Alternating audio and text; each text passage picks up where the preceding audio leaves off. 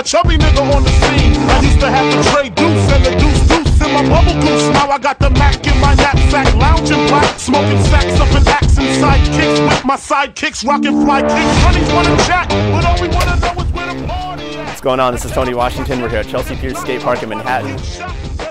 And you know, skating's changed a lot since the last time I've been here. This whole park is different. I was back here when I was like in 7th grade doing, you know, skateboard camp and stuff, but let's go check it out.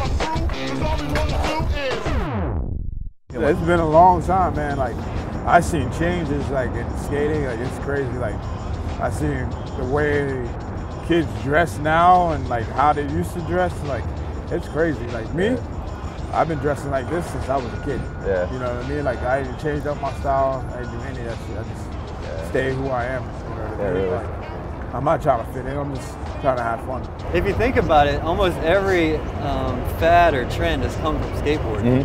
And that's what most people don't really think about. But skaters pretty much originate almost every kind of style that comes out into the mainstream market.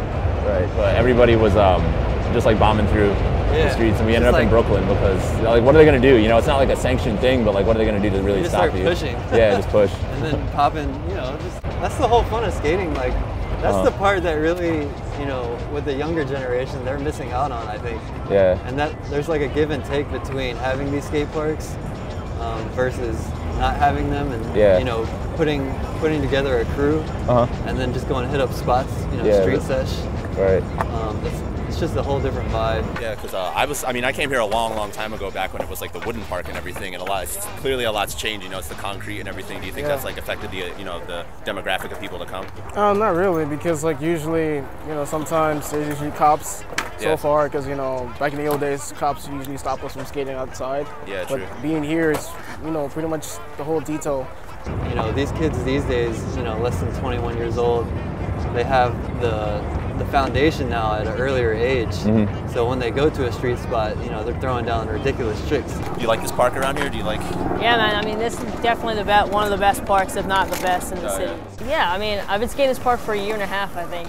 I can comfortably say. But the first time I went here was like 3 years ago, but I never came back for a while.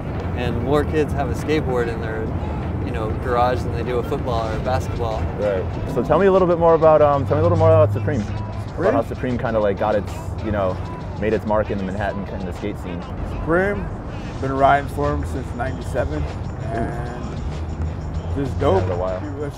It's funny though, because like when I rode for him, it was big in the skate world, but in the urban world it wasn't as much. But I don't know, like I guess dudes and kids need to learn how to just be themselves and just fucking self-expression.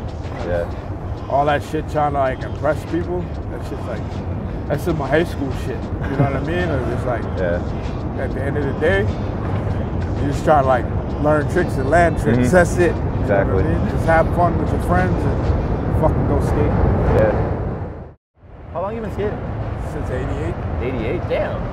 Wow. You've been at this like 88, 98, 25 years? 26 years?